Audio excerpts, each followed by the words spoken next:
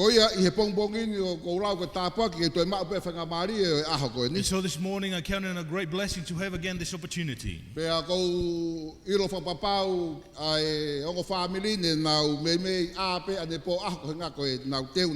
And I'm aware that the two families, sides of the family, were waking up all night.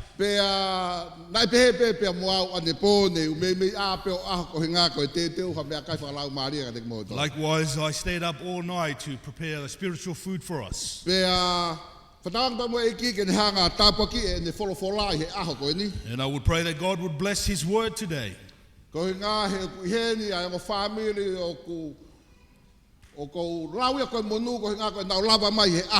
I count it a great blessing that we are here together with the two families of the child whose birthday it is.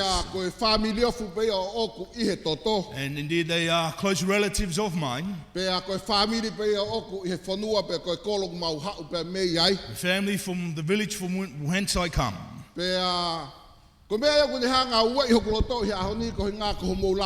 And that has touched my heart this morning because you've graced us with your presence. Certain law in my family and indeed our village. Although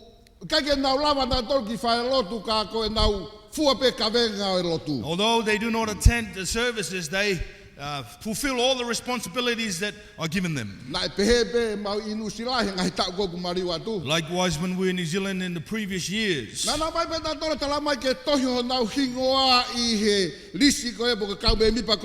they asked me if I can include their names in the list of the membership of the church. But what they requested of me, that I not coerce them, as it were, to come to church. And because he was the elder statesman in our family,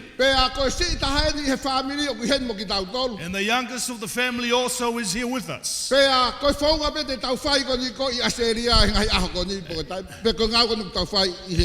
this will be how we would go ahead here in Australia. I've included your names as members of this church. Difference is, in New Zealand they did not attend the service. But in Australia you must attend our services. Let's give the Lord a hand of praise. Please turn with me in your Bibles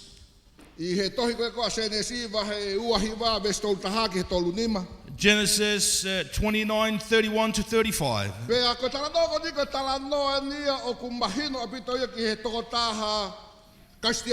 It is a well-known story to Christians alike.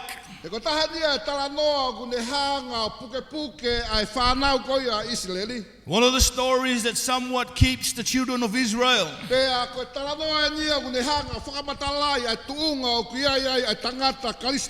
it describes a certain kind of life for which a Christian is at. Because of the great importance of this day in the family-wise,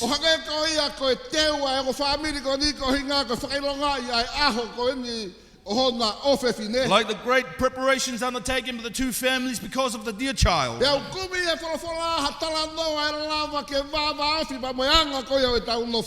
saw the story in the Bible that would somewhat encapsulate the way we live together.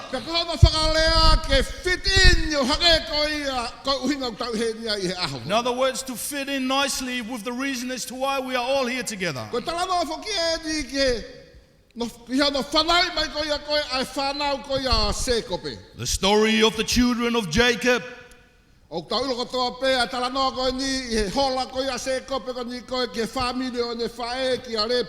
know the story for when Jacob ran away to his uncle Laban.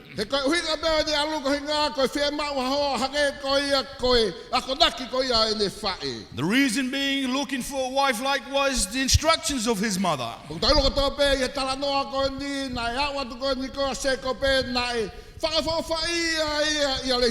And Jacob arrived at his uncle's and took nicely to Rachel. Pea ia sia kani ko to taha kani ki ale se eli na ne hanga tohaki honoloto. And his heart was attracted towards Rachel. Ko ga tala mai fola ko fefine kani ko fefine whakafofa. Because the Bible describes that she was a lady of great beauty. Ka ko feraki kani ko he faunga kani ko na ngawa kani ko ese ko pe. But the method for which Jacob had used Ko ga he ku keke ai whakafonua ia koe ka kai siu pia moe aga whakafonua ko ni koe ai anko hau mea ia repani. for his culture and his ways were different to that of his Koe uncles. taulo ko toa mea mea nai hoko i he talanoa koe ni. And we all know what happened in this story. Na e are ai tō taha ko ni poko se ko pia mo repani ko hinga ke ne hanga ngawa I ha taimi ko hinga ke mari pia mo lesie. Jacob came to an agreement with his uncle so that he can attain her daughter's hand in marriage. Pea na whelo toi lewa koe tau e whitu ke ne ngawa I ai ko hinga kai mari pia mo So it was lesie. said that 7 years he would work before he can receive Rachel. O hangai koe ko talanoa ku hala ia pa moe anga whakafonua koe ni ai kakai koe ni. And it was different from the cultures and the way of life of this certain people. O au kon koe ki aha kon koe na whakahoko ai Mario toki ilo ia ai e se koe pe tā koe koe lahi ia kon ni koe ia leise lia ai nia koe na mari pia moe. And did not realize till the wedding day when the veil was lifted that it was Leah, the elder daughter, that was O given. toi whai ai a rea pau ko he ngā ke ne hanga o toi ngā ue ma toi tau e whitu ma kehe ko he ngā pe. There was little left to do but to come to another agreement of 7 years working before he can receive Rachel. Nā, o whambe ke lau atu ai konga wholofola ko ni ke tau whanongo ki ai ko he ngā kai toki hoko atu e tau Malanga. Let me just read from a scripture before we go on. Vesko hana tolu taha ke tau lima u pehe pea. A whio ia Sihova ko whihea ne kina alia. Pea nani ngāhia ke whawhanau kana e paa le sieri. Pea whitama alia pea ne whaarei a tama pea ui hono hingoa ko lupeni. He nai pehe e ia koe mo oni ko a whio ia Sihova e ku mamahi pea ko eni e ofa hoku huse paniti kia te au. Vesto tolu. E nai toi whitama ia pea whaarei a tama ne pehe ko whanonga Sihova ki hoku whia ne kina. Ko ia ko ne whaki kia te au a tama ni whoki pene ui hono hingoa ko Simeone. Pea toi whitama ia pea whaarei a tama pea pe e ia. Ko eni e tokanga hoku huse paniti kia te au I he kuongani. Ko hi ko whanau kia te ia e tama e toko tolu. Ko ia nane ui ai hono hingoa ko Rivai. Ves whakaosi. Pa toi whitama ia pa whaere ia tama. Pa pehe ia. Ko eni te whakawhetai kia Sihova. Ko ia nane ui ai hono hingoa ko Siuta. Pea na e ngata ai e ne whanau. Praise the Lord. Ko tui ko e kina tolu kon ko ke nau lava I he rea whatonga ko e wholofola au ase atu I he tau screeni ko e. Amen. Ko e ni ai wholofola ko whaam ke vahe ma ki tau tolu I he pongi. This is the portion of scripture I want to emphasize for us this morning. Toilo ka toa pe ai whanau kon ko Israeli ko toko tahau pe me whanau kon ni ko ase ko pe. We know from the children of Israel, from Jacob, 12 tribes. Ko whaam pe ke vahe ka te tau tolu ai toko whala lahi pe ko whanau e toko whala lahi ko ni ko ase ko pe ai ni ko na toko osko hoku. But I want to touch a little on the first foreborn, the elders as it were, as we have just read. O hange ko ia ko talano ai wholofola na I whanau I mai e leisieri a lupeni Simeone Levi pa mo Siuta. The Bible describes here that the children of Leah come in here. Ka ko mea ko whaam kai hange ko ia ko mea ko na raki lau ko ki mua. Nai hanga he o tua o whatoanga I hono whei ane ki nai ko ni koe oria padaka ia o whakaama hono mana wata muki mauto. And the Lord looked favorably upon us how she was being despised and opened her womb. Pea koe whanau toko whako ni o kia hono ngahi uhinga. And the 4 children here have significant meaning to their names. Pea koe mea ko whaam ko ki haka vahe ma ki tau tolu he aha ko ni he ko tui hoko pe koe tāpua ki ka te koe pea And this is what I want to share for us. No doubt it will be a great blessing for us. I he tala noa tala mai whoki nai o ngoi Elia o ku I kai ke futokanga mai a se kope kia te ia. Leah had felt that Jacob was not paying too much attention to her. He kos ilo pea ki tau tolu ko uhinga e mari ko ni ko hinga pe na whehalaki pe ko whaunga ko ia ko ni ko na whakahoko ko I aho ko ia. And we know that the wedding was a byproduct of deceit. Pea Koe lia I hono uhinga ko ni koe I he lea whakasiu o ku uhinga ia hange nei hono whotunga koe tia. And Leah means as it were having the form of a deer. Pea I hono whakamatala I ko ni koe uhinga koe whaikehekehe ai lahi pa moisi I. And then the explanation of the difference between the elder and the younger. O ku lau pehe koe anga koe whotunga koe a ko lia u kai ke lava ke tala e ne lue mai pa mo e ne lue atu taba mo. They would say as it were that when Leah would walk away and come back to you, you could not tell who she is. But in comparison to the younger Rachel, the beauty of her in regards to her name, and to why she attracted the heart of Jacob.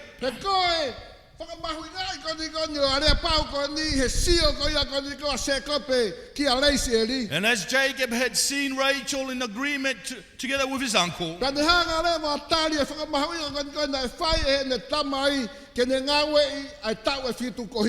accepted the terms that Rachel's father had agreed to, 7 years that he would work.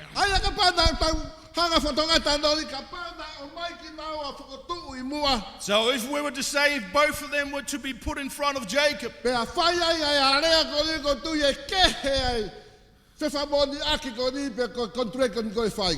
then the agreement was to be agreed there, it would be different. Because of the cunningness of the uncle and the way of the culture.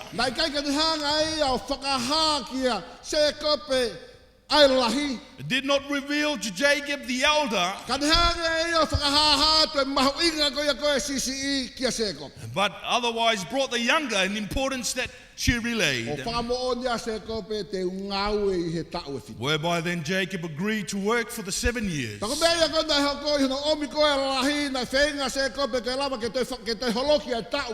So when the elder was brought, Jacob tried to change the terms of the agreement. But Laban had persisted it will be another 7 years. But in the former chapters, as Jacob had mentioned, that these years seemed but just a few days to him, simply because of the love that he had for Rachel. But what I want to bring to us from this story, what has touched the very heart of God. God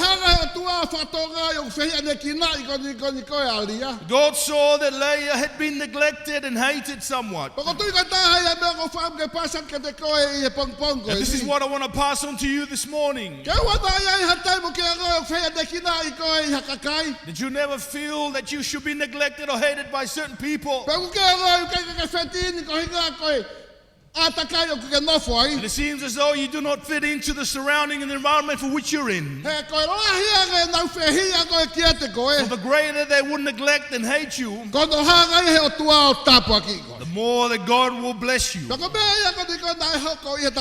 And this is simply what happened in this story. That when God saw that Leah was being neglected,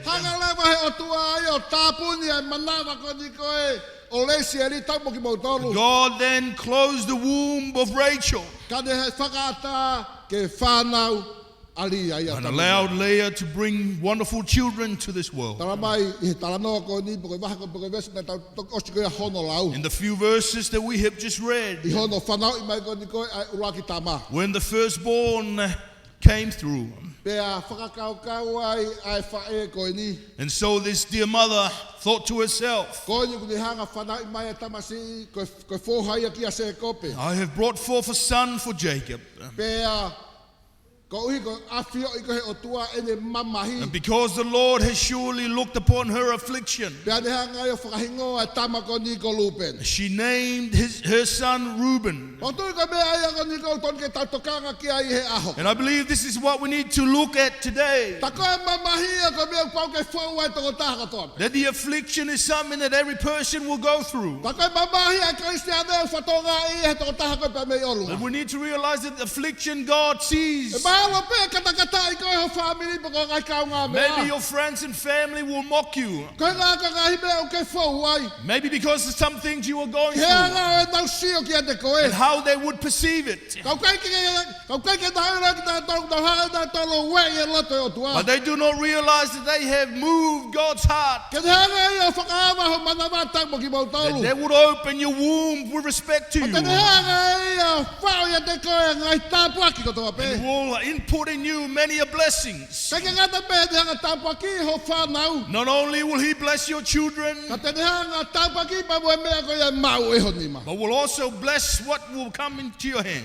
Tala mai I he hokat pe a nofo e whamiri ko ni. And as the family went on, Tamai nā e toi whei tāma e toko taha ko ni te whanau mai tāma tamo ki mau the tolu. Bible describes that she conceived again and bore a son. Pe a ko uhi ko e hanga e lia I hanga o ne sio o kuongo ia pe whanongo mai o tuaki si ene tangi. And Leah thought to herself that God has heard her affliction and cries. Kono whaarea taha whanongo mai o tuaki he ene lotu. In other words, God is hearing her pleading and Pa te hanga prayers. e whahingoa e toko taha ko ni po ko tamasi ko ni ko Simeon. And said, therefore she named the second son Simeon. O ko tui ko taha ia whakapuripuri Kristiane e aho ko ni. One of the great secrets of Christianity. Ko ngā ko e lahi anga ko ho tangi ko lahi anga e whatonga I mai ko e he o tua. The more you cry and weep, the more God will pay attention to you. Ko lahi anga ko ho tangi ko mea ia ko te hanga toha ki mai o tua ki a te koe. And the more tears you will shed, God is coming closer to you. E ko mea ia ko ni ko e nai hoko ko ni ko ki alia I he aho ko And ia. this is exactly what happened to Leah this very E day. nai tangi ia ki a siawa ko hinga ko I kai ke ofa mai hono hoa ki a te ia. She cried to God because the husband did not love O her. haka e koe ko talanoa te ke osi ko ni ko e hono lau. Likewise, the story that we have just read. Haka e nai whea te kina ia I he whamiri ko ni. It's as though she had been hated and neglected within this Ko family. hinga pe ko anga ko anga ko ia ko ni ko e hono fofo ngā tamo ki mautonu. Maybe because of the way that she appeared outwardly. Kai a fia mai ko e tua ko ke a fia mai o tua ia ki e fofonga o tanga But ta. when God looks at mankind, not only stops at the outward appearance, Ka o tokanga mai ai o tua ia ki he loto ko ia ko o but God tanga. sees beyond that and sees the very heart of man. I he talanoa ko ia ko ni ko e ki hono whekau ko ni ko e o tua. Ai parofita ko Samuela ke alu ki he whamiri ko e o sese. The Bible describes the story of when God commanded Samuel to go to the family of Jesse. Ke alu pa mo e lolo ko inga ko e taha I whanau ko ni ko sese te hanga o pani ia. Ko hinga ke hoko ko e tui ko whetongi o sau. Commanded Samuel to go with the oil to anoint one of these children to become king of Israel. Taulo ko tō peta anō ko ni he alata parofita ka omi sese ai ne whanau. And we know the story that Jesse lined up his sons in front of the prophet. He ne sio ko ia ko ki he lahina ne hanga toha ki e lote parofita o ko tō taha en. When he saw all the elders, his heart was drawn and said, God, this is the one. Tana I whakatokanga pe kai o tua I kai ko tō taha ia. But God reminded him, no, that is not the one. O tala mai o ose kau tamara lahi to eke ange parofita pe to iai hataha. Went through all the children and the prophet once again asked, is there any O left? talanga sese iyo ku iai ke taha ko sisi taha ia kau ki utai o tau he mau whakasipi. And Jesse answered, yes, the youngest, who's a shepherd looking after the flock. Ka whekau he parofita ke omi a tamasiko ia. Samuel commanded to bring this son to him. Pe ia ome tamasiko ia he sio ko ni ko Samuela nego ko tamasiko hama ia tu ia pe ki tamasiko ni. And when he saw the child, although a young child, there is a king in him. E pehea anga ko ia ko e fofonga pe ko e sio mai ko e o tua ke te koe pe mo au. Likewise, the way God would look at you and me. Pag tui ko taha ia me ko whaam ke pasan ke tamai pa mo whae ko toa pe. This is one of the things I want to pass on to every parent. Mahalo ko ho sio au ki o tamasi ia no kahau. When you look at your child in their future, Pe ko ho sio ki o whewhine Or maybe you look at your daughter and you start to set up plans as to what will happen in the future. But as God would look at people like this story, God is able to see the great king and queen, as it were, in every child. That is why I want to encourage you today. Do not avail yourself to hear things concerning your children that are negative. Because our children, God has put a mark on them. For the perspective of man would stop at the outward appearance. But God sees the very heart of men. The Bible says here in this story that we have just read,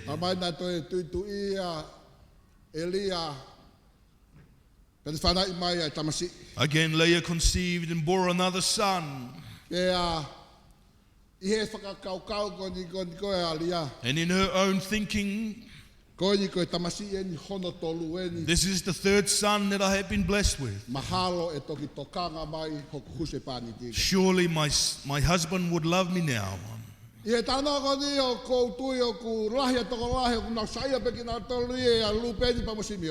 No doubt as we read the stories, many will just stop with Reuben and Simeon. But when we come to Levi, it certainly touches the heart. Many would jump forward and miss him and go straight to Judah. But because Levi is what will connect all of us together.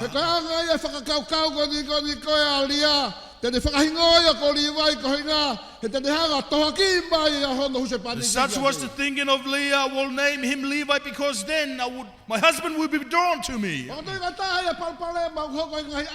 Many problems happen today. In the way marriage life is. We all know on the wedding day the husband and the wife are tied and connected together. Whereby covenants are made to be separate only by death. In regards to the research that has been found from the many divorces in our society, the greatest percentage of divorces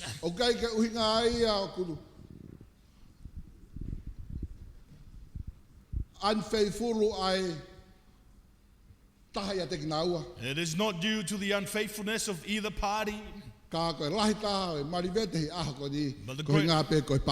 greatest cause of divorces today is a result of finances and money. Many years as we have ministered in New Zealand,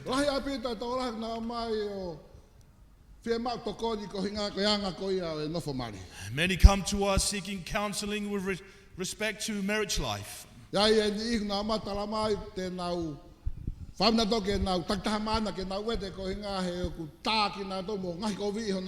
Some would say that they want to give up and have a divorce because they have been abused physically. But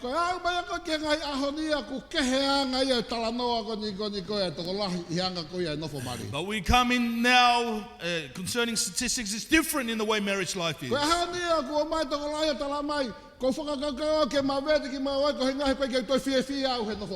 Many would come and say, I want a divorce because I no longer find happiness in this marriage. But this is one of the things we need to realize today. Because Leah named her son Levi. Because then they can be attached together as husband and wife.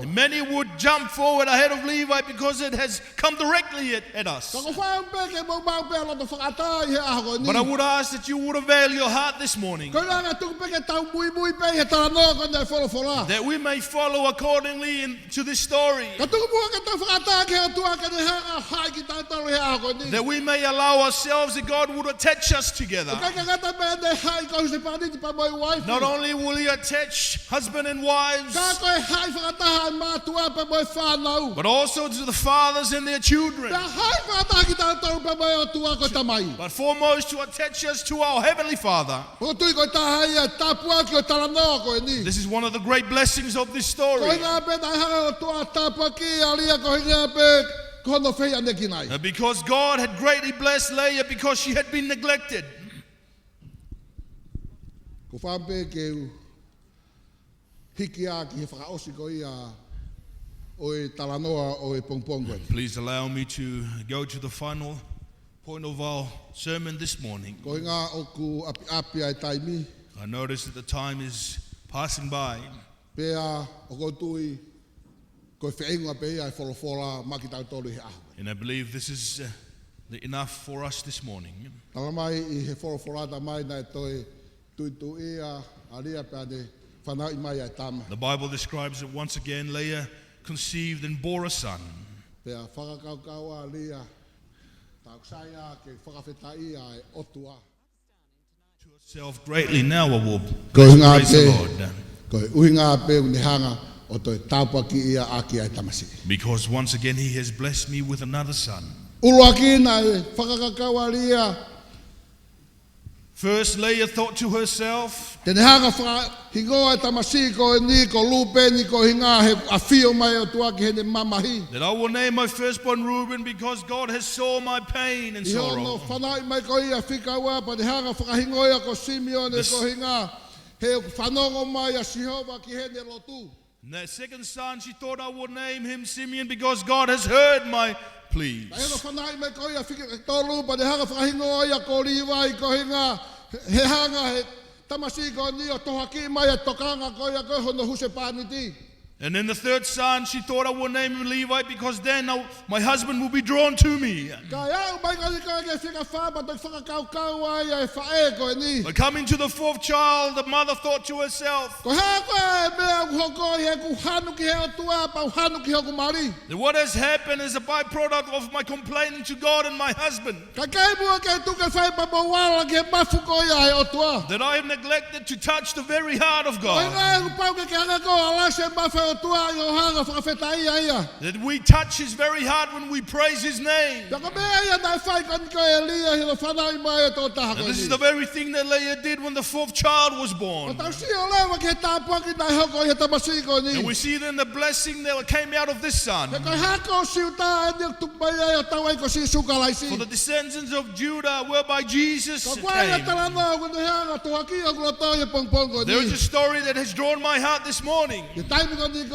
nai alo ai e whanau ko ni ki spite ko e omi ha mea toko ni. When these children went to Egypt to bring food in the midst of the famine. Ka ilo ko toa pe ku o si fotu a so sefa ia ko pare mia i spite I he aho ko ni. At this time we know that Joseph had become the premier of Egypt. Pe I he alo e kautama ko ni ke whakatau mai e mea toko ni tala mai nai hanga e so sefa o ilo ai ta kono whakatoko waen. And as the brothers went, Joseph saw then that these were his brothers. Pa te hanga ai o whakaeke ki nā toro whekau aki pa moe nau tamai pe moe no ki toko o sisi ko pensimani. And so he questioned concerning their father and the youngest O of their ilo ai e brothers. so sefa ko kautama ko ni ko keho nau tunga lo topa me he kohiri aho ni ko liliu ia. Then he was able to glean that these brothers had changed from the former ways. Ka pesa o sefa ke toi hanga pe o te siki nā toro he toi mea tā ke lava ke te hanga i loi whakapapau ho nau tuku But ngalo. Joseph thought to himself, I will test them one way, then I know for certain they have changed. Nā ni whikaka te nā toro ke nau o mai a pensimani mo ki nā toro. And so he requested that Benjamin be brought back to him. Taulo ko tō pene kai ke loto e nau tamai ke omi ai ki tamasi i. And we all know that the dear father loved him and did not want to let Ka i go. he kore ko ia ko ni ko ai lahi ke tuku mai mua ai ki tamasi ke nau alu ko ngā whi ma ue pare mia ke sio ke. But Reuben asked, please bring him because the premier wants to see him. Talmai he nau alu o ilo ko ni ko e And as Joseph saw his brothers, yet still hiding his true identity from them. But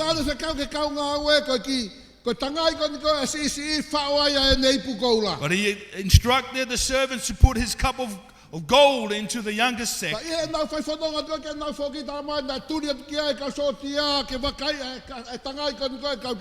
as they returned, the soldiers went to seek after this sack, whereby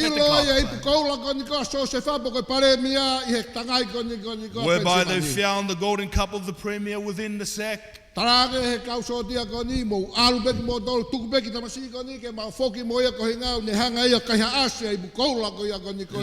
the soldiers instructed, the rest of you go, we will take the youngest with us. But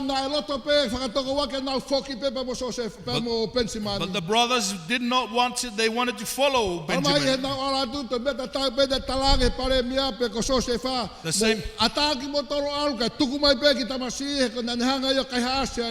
The same request was made by the premier, go, but leave me Benjamin because he has done wrong.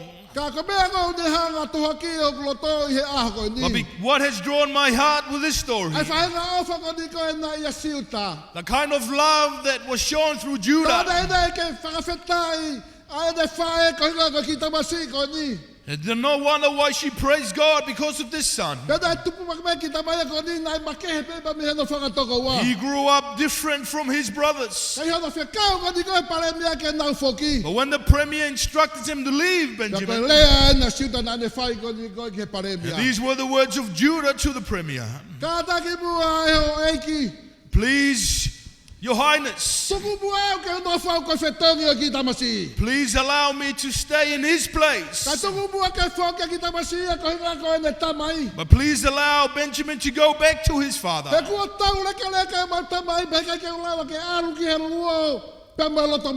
For our father is very old and we don't want him to go to the grave with this pain. I pray that we may conclude with this. Which of these four do we see ourselves as being? Do we want to be like Reuben? Or do we want to be like Simeon? Or do we want to be like Levi, to be more attached to our loved ones? Or do you want to be much closer to God? But Judah is different. Judah is whereby we have the great blessings that we have today. And as I mentioned before, this is the one whereby our Savior came. And this is what I ask that we may depart with, that we may have a life of praise. That we praise Him for He is glorious and worthy. That He is a holy and mighty God. And He is worth of all praise. Like was the song that we had just sung earlier. We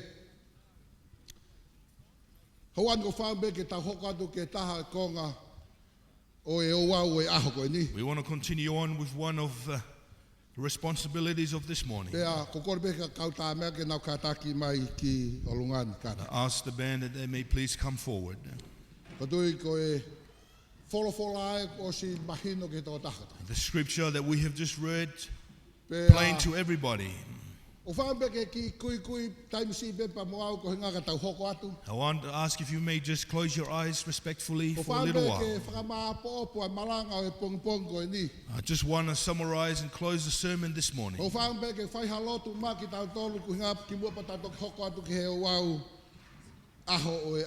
just want to pray for us before we continue. The story that we have just heard. The very thing that touched the heart of God. That God saw how Leah had been neglected and hated. God was moved and blessed this dear mother. koia o e lia tak mo. I want to take away your attention from the meaning of Leah. Pe to pa mo tau tokanga pe me he whakaofa koia o leisi. And to take your attention away from the beauty of Rachel. Atu mo ke tau sio ki e whai toko wha ko ni aini ana hanga he o toa tapua ki ia ki e whae ko ni. But that we may emphasize the 4 sons whereby this mother was blessed. Tika mea ia mahuinga ki te au ko hinga ke whakaosa ke malanga ko. This is very important to me as a closure to our sermon. Koe ko lupe ni Simeon e Levi pa mo siuta. Levi, Simeon, Judah, and Pako hanga hano ngahi uhinga. what are their 4 meanings?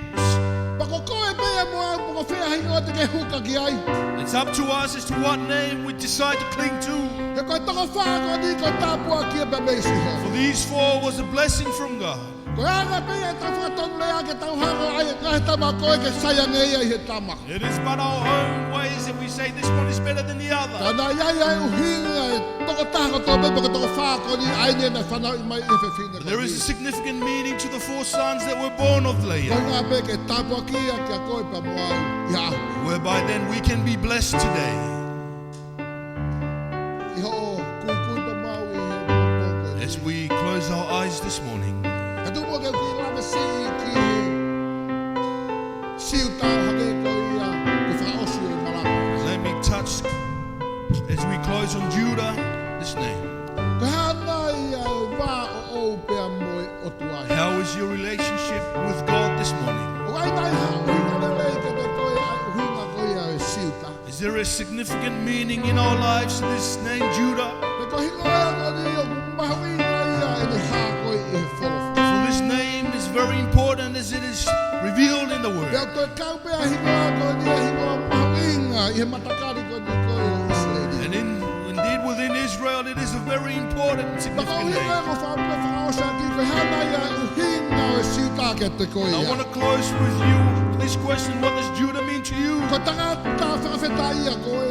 Are you a praising person? Nai ha taimu ke no whai pa ke hanga whakawheta ia e o tua koe tamai. Is there a time where you just want to worship and praise God the Father? O kai nai ha taimu ku ke tangi ai ki he o tua koe ngā ka mea hoko i he whamiri. Is there a time where you cry out to God because of what is happening in the family? Ka pau te ke omi katoa e whanau toko whako ni ki hoko ko ho whanau. If you were to bring these 4 sons to be your children, He oku malama he takataka stane ko tō peke ni hanga omi e hingoa e whako ni. because every Christian has the ability to bring the meaning of these 4 names, Pa te hanga ngahu e whanau ko ni ko ni whanau. to make these very children his very own, Pa te hanga ngahu e hingoa ko ni ko ni hingoa. and to make these names his, Ka rawa ke hoko mai e tāpuaka e o tua. To Kia allow te koe pia moho wha. blessing of God to come to you and your family. O tonga kone te teu mai ai tahine whai aho. As the young girl birthday of the day comes, Kore pe ke whakamaria ko ni ke kātak koia kune he. Whotutu pe ke ne hapa mo tamaki mo ki mo papu whahalotu maki tau tolu. as please somebody who would bring the child up to the front before we pray. Tamai ko whawhetai wahi ka te koe koe ngā koho wholo whola. O koe ko tua tua ke hanga sila ia ko mau ngahi loto. Na tuka tua ke mau nofo mo ia i he tonga ko ni koe o i mau mo'u. Ko ni ko lupeni e o tua. Ko i ngā ke hanga whatonga i mai ke mau mama. Ko Simeone ko he ngā ke whanongo ke taimi o ku mau tangi a toa i kia te koe. Ia koe ko ri vai e. Ke ke hanga hai whakatahai ki mau tolu. Pea mo koe sisu. A whetai ko he ngā ko siuta. E kune hanga a ko ki mau tolu ke mau ui whakawhetai. Ke mau hanga o whakahiki-hiki ko he tau mo koe ai whakahiki-hiki i. Ma ke mau hanga whakamalo i a koe. Koe ngā koe mea ke whai i he mau. Ko ni ho kakai o tua. Koe kula tua tua ke hanga o pani mohu ki nā tōru. A tuka nau alu pa mo whai ngā fia koe ni o tua. O hanga e koe ia koe mea na ke whao i he loto koe ia koe o liai.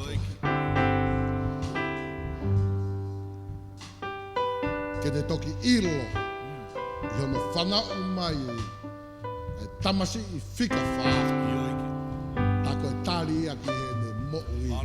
Ta koe tāri ia ki he mau mo'u i. ke mauhanga o whakahiki I koe. E koe o tua le leia awhina. Tamai koe o tua koe o kulahi, koe o tua koe o ku maulunga, tamai ke malunga koe ngai mounga, ke malunga koe mau ngai paro paro mau. Ma koe o kulo tua tua ke hanga hai whakataha ki baitolu I he aho koe ni.